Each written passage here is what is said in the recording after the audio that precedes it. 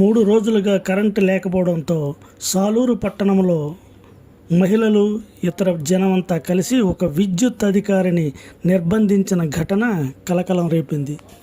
శ్యామలాంబ తిరునాళ్లు చీకట్లో జరుపుకునే పరిస్థితులు నెలకొన్నాయి.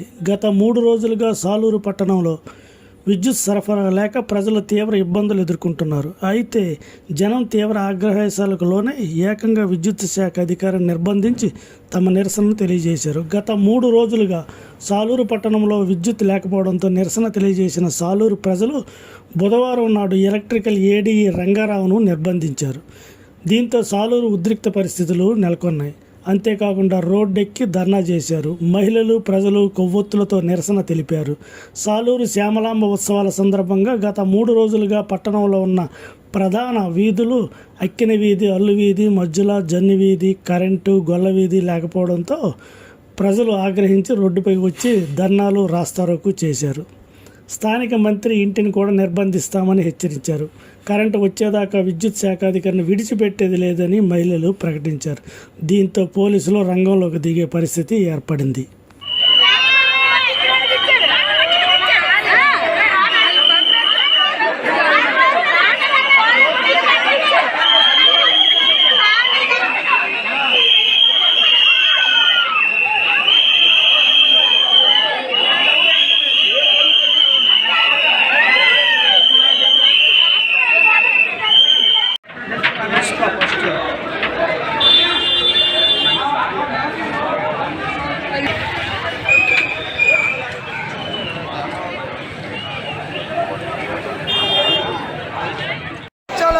నువ్వేంటి వీడియో తీస్తున్నా తీసుకో 5 నిమిషాలు వస్తాండి 5 నిమిషాలు పట్టలేదు ఎక్కడ సిగ్గు 48 గంటలు దాటింది నిర్లక్ష్యం ఏంటో నిర్లక్ష్యం వచ్చిన బళ్ళు లేవు పొలిసిన మనుషులు నీళ్ళు లేవు అన్నిటికి రావట్లేదు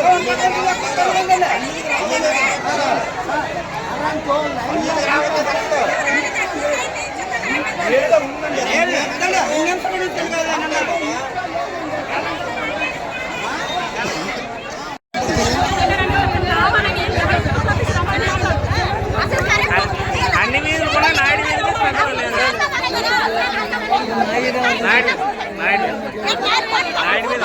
అలా ఆ రోజు